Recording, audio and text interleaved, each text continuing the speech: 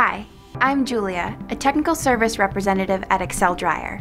Excel Dryer manufactures hand dryers in East Longmeadow, Massachusetts. We are proud to say we make the only hand dryer that is made in the USA certified. We have created a series of videos to help you maintain your Excel hand dryer. This video will provide you instruction for cleaning the pre-filter on your ThinAir hand dryer. Disconnect the power supply to the dryer, usually located in your electrical panel box. Remove the cover. Confirm power is disconnected by checking if there is any voltage at the terminal block. Pre-filter is at the top of the unit. Remove filter by gently pushing up on the thumb tab. Clean by wiping away debris from the filter, then rinsing with water and drying thoroughly. Position filter with tabs facing down and gently push on the frame of the filter until it snaps into place. Do not push on the screen. Wipe air inlets on cover. Replace the cover and restore power.